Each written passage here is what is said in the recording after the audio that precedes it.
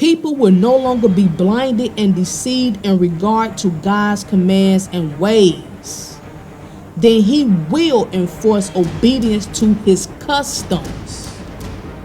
Go back to the 14th chapter of Zechariah.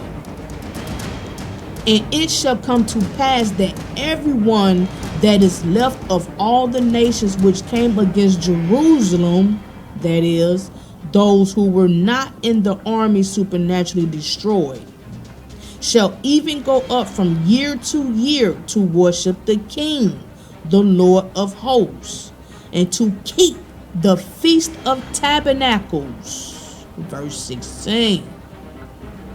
This Feast of Tabernacles, people, is one of the 7 annual festivals God commanded his people to observe.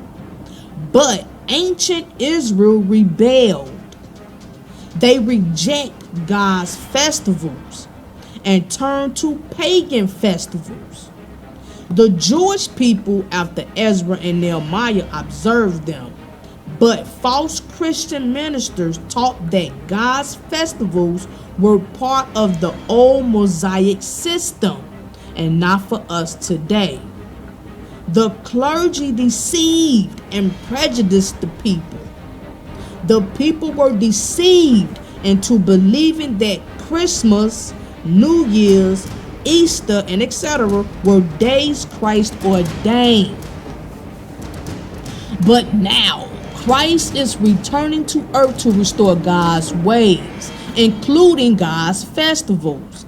Those who rebelliously won't keep God's holy days now, who sneer at them in scathing contempt, will observe them when Christ returns. Notice what this scripture says.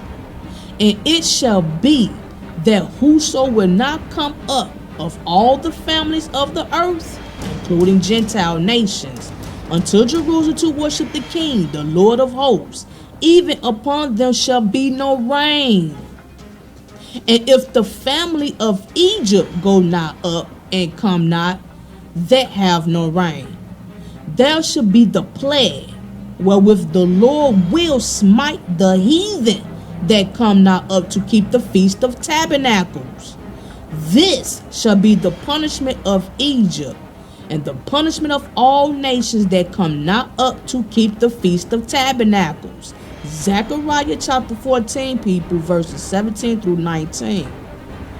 These passages gives us the method by which Christ will, quote, rule with a rod of iron, of how he would use supernatural force to bring people of all nations to his right ways, ways that are the cause of real blessings.